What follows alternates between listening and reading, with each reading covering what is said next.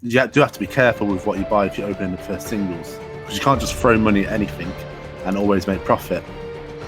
I think that's the danger, isn't it? It's being, you've got to be wise, because especially at the moment with Pokemon as popular as it is, I think the danger is that there's going to be people coming into this and thinking, I can just buy anything Pokemon and I'm going to make money, I'm going to make profit. And actually that just isn't true.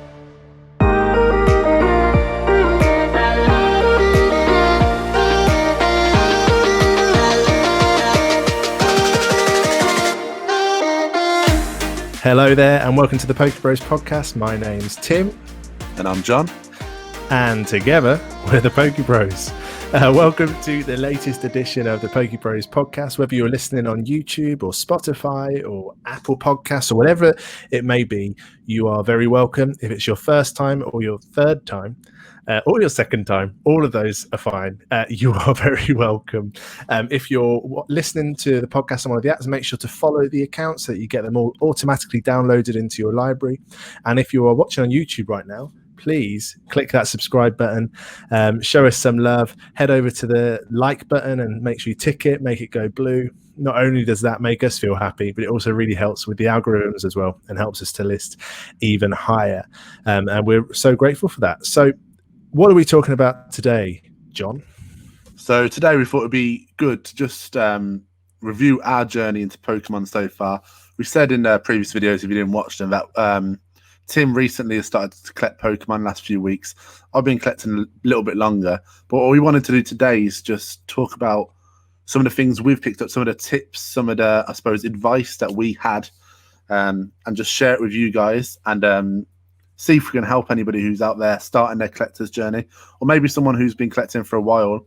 You might get some tips from this as well. So that's pretty much what we're going to talk about today. Yeah, and I think we're trying to look at, how can we maximize what money we make now? although this is something that, still we're fairly new to, but I know this is something you've done a lot with Yu-Gi-Oh cards and a lot more recently with Pokemon cards. So really we want to be able to help provide something that is, how can we make maximum money from these collections, short term and long term? So hopefully we can get some of these helpful tips. So John, what's the first tip that we've got for people today? Well, the first tip what I want to share today is actually one of the hardest things for people who love Pokemon cards. And that is that when you have a collection, sealed is just as important as singles. And if you don't know what that means keeping products like you see behind Tim over his shoulder. He's got that Hidden Fates collection there. Keeping these sealed products, for making money, this is anyway, is just as important, if not more important, than keeping the sealed singles. And I know that's really hard for all collectors. You see, you buy a box, like My Evolutions box, you're like, oh, I'm going to keep that sealed. Then you're like, but what if there's a Charizard in there? What if there's two Charizards in there? You just want to open it. But it's a discipline that I suppose if you're in collecting to make money, some people are just in collecting because they love Pokemon, and that's perfectly fine too. But if you're in collecting and you want to make a bit of a profit on it, sealed is one of the things which just always go up in price. As supply decreases and demand increases, the price naturally just goes up on objects. So like you'll see that in the Hidden Fates tins recently. That's just 1 year ago. They were £20 when they first came out, some even less. And now you will struggle to find one for less than £45 anywhere. And then you look at base set, like from the year 1999/2000, when that first came out, you could probably bought one of them for about 60 quid. But now you'll be lucky to find a first edition base set, just lucky to find one. But if you do, you'll be paying close to 100k for that. Sealed is so important. Yeah, we went on eBay, didn't we, to try and find some latest figures on that base set to say, this is how much they're going for at the moment. And we just couldn't find a booster box. So, that scarcity is what increased the value. And I think, John, what you said there about, every collector, every Pokemon fan and player, they're kind of looking at those boxes and thinking, oh man, but what if there's a Charizard in there? What if that card is in there? What if I've got the one? But I think that's exactly what makes them valuable, is the fact that it could be, genuinely there could be that Charizard in there. There could be that valuable card in there. And that's why the value increases. So as people are more desperate to find it and they're willing to spend more to try and find it, then the value of that goes up. I think, John, interesting, we were saying about the sealed value, and actually there's a lot of value long-term in sealed. I think it's important to say that is long-term, isn't it? So not necessarily if we buy sealed products, tomorrow, from, whatever card shop or supermarket it might be, that's not necessarily going to make us a bomb in the first 6 months to a year, is it? I mean, sometimes we're talking a lot longer than that.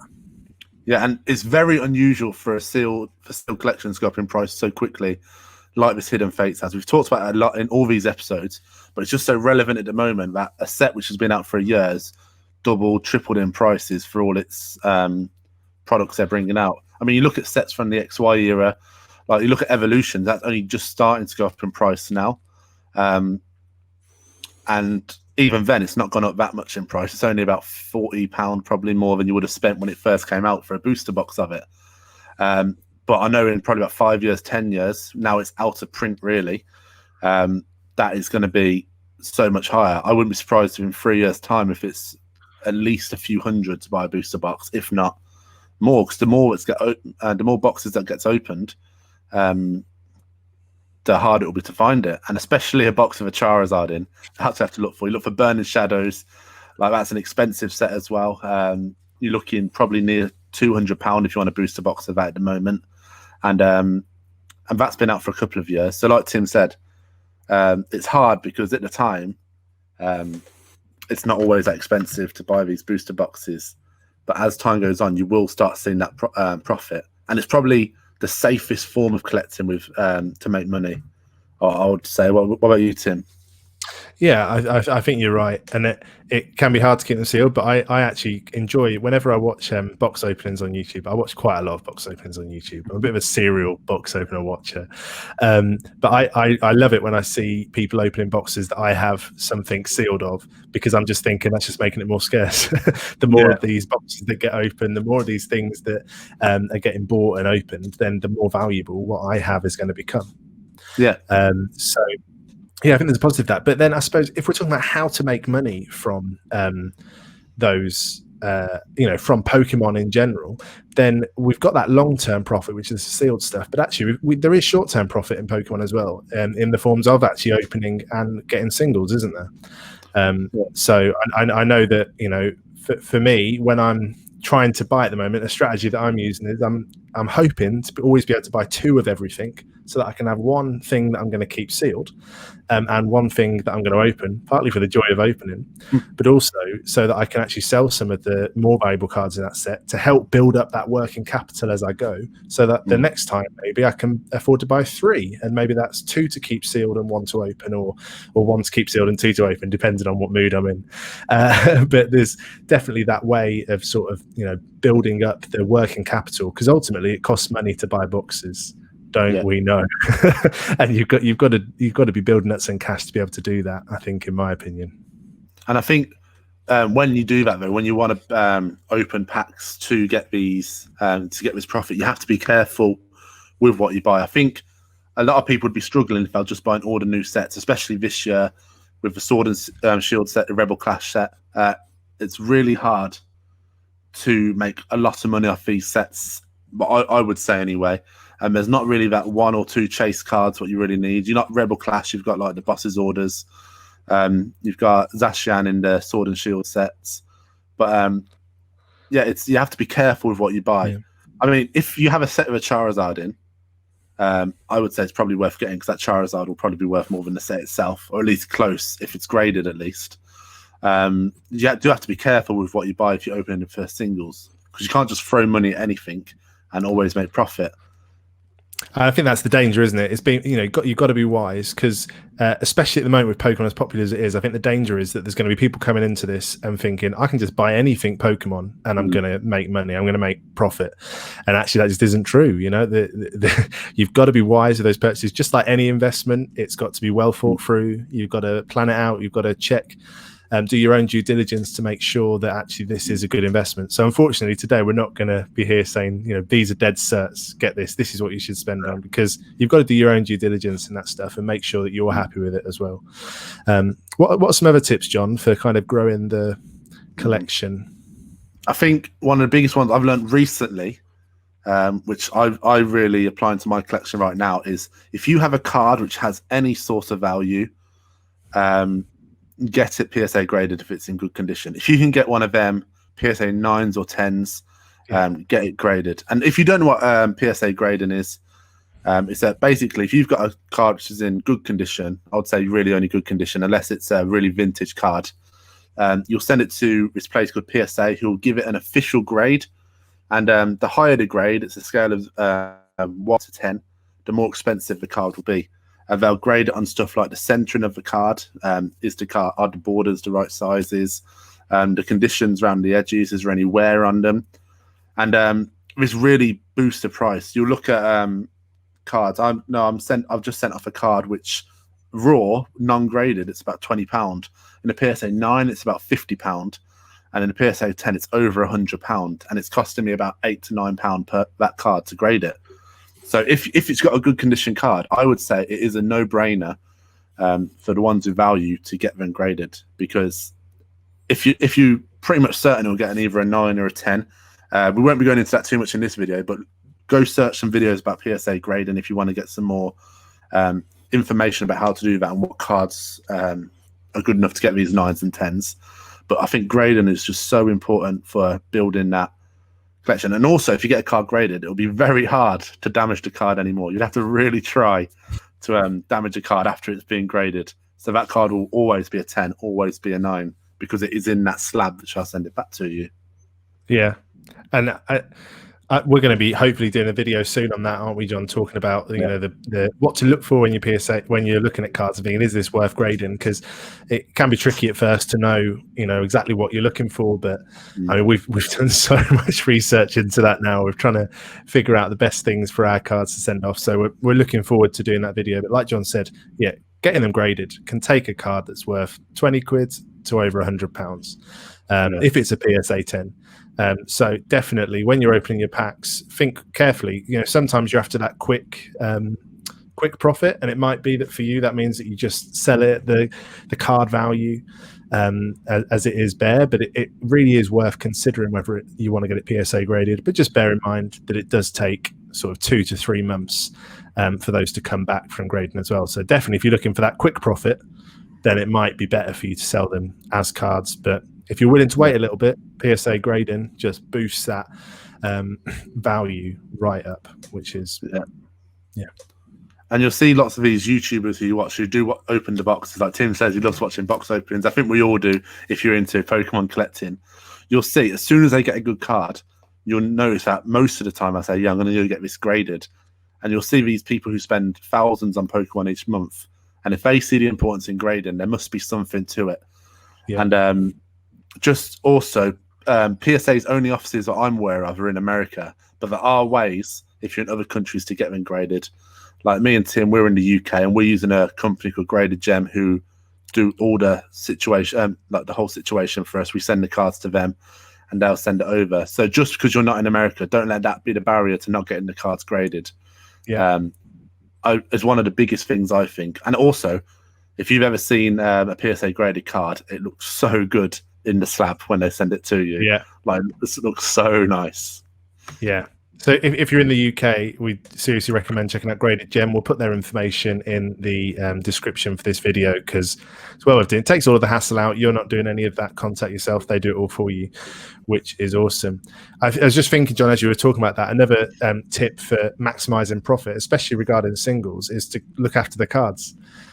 So, one of those, the only way you're going to get a 9 or a 10 on that grading scale is if the second that you spot and pull that amazing card, if that goes straight into a sleeve. If you're leaving that out on the side, if you're passing it around the family, getting grubby fingers all over it, that is never going to get a 10. You might not even get a 9. So just being really wise with when you're opening, make sure you've got a stack of sleeves by you. There we go. Especially these penny sleeves, so cheap to get. You could probably find them on some websites for a couple of quid maximum. And they're so nice, like so easy to put the cards in. It will be very hard to damage the cards if you're putting them in these sleeves correctly as well, and it will just give them super protection. Yeah, so worth getting those. Not going to cost you a lot of money, but actually could make you a lot more money because better condition that card is in, the more money you're going to make from it. And ultimately, you know, with this whole journey, we're talking about the long term and the short term. If you want to achieve the long term profit of having the different sets that you're holding for the long term, you're going to have to get the short term profit right to get the funds to be able to do that. So that's going to mean being really careful with your cards, making sure that you look after them so that you can get the maximum return from those cards. Unless you're rich, and then you don't really need to just buy. But for most of us, for the 99% of us, we're not rich. So yeah, yet. Come on, Pokemon. John, just before we sort of sign off for today, I wonder if we haven't planned this. I haven't said this to you, so okay. pouncing this on you right now. What if you had to say now, what is the set that you're most excited about investing in? What would it be? This, I suppose, it's not. I suppose not investing advice. I don't want for me to say this and people to go out and spend loads of money on this. This is what I would do personally. This is my opinion.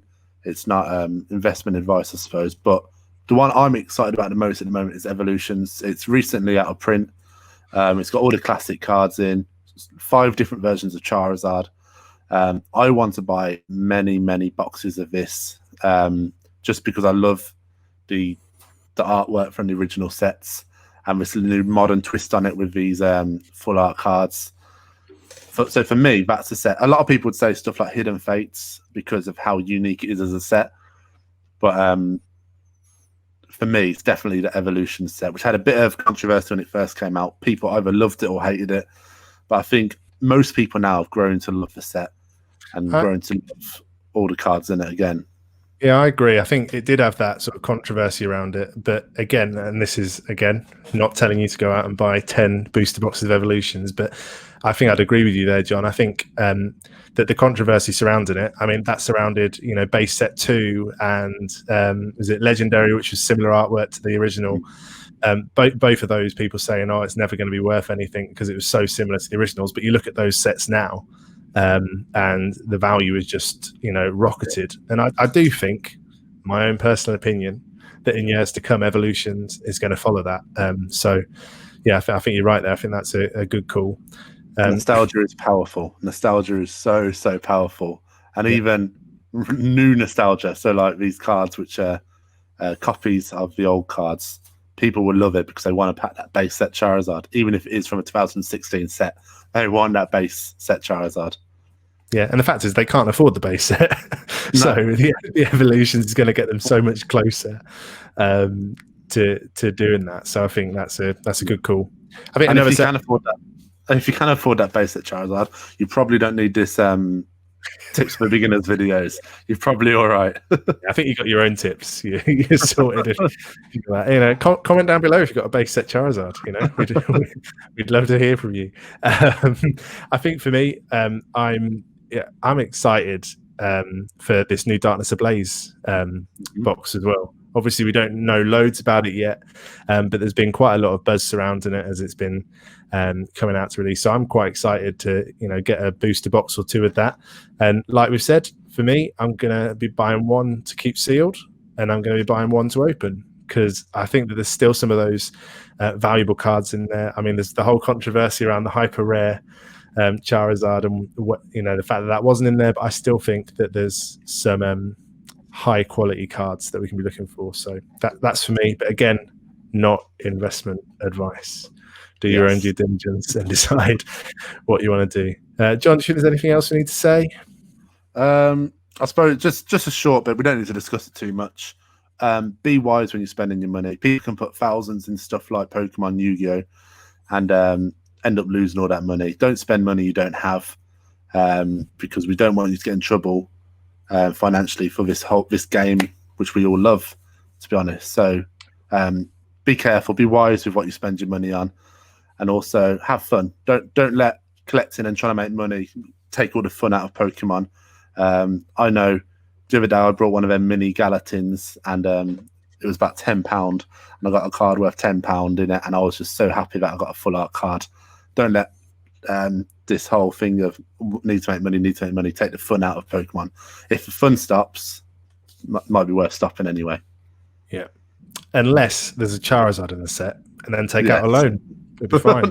No, don't do that. Don't do that. I'm joking. No. I'm joking. Half joking. No, I really am joking. Definitely don't do that. But seriously, guys, it's been so fun hanging out with you all today and chatting about this topic. If you've got any tips for how to make money in Pokemon collecting, then why don't you put those in the comments? You know, we'd love to hear from you on what sort of helped you in your collecting. But for now, if you haven't clicked that subscribe button, please click that subscribe button. If you haven't liked it, please like it. Follow us on the podcast apps. Follow us on our social media handles where we're still posting different pulls that we get in all our different collections. But other than that, that's all we've got time for today. But we've really enjoyed being with you. We are the PokeBros. This is the PokeBros podcast. My name is Tim. I'm John. And it's been a pleasure hanging out with you today. And we'll see you next time. Bye.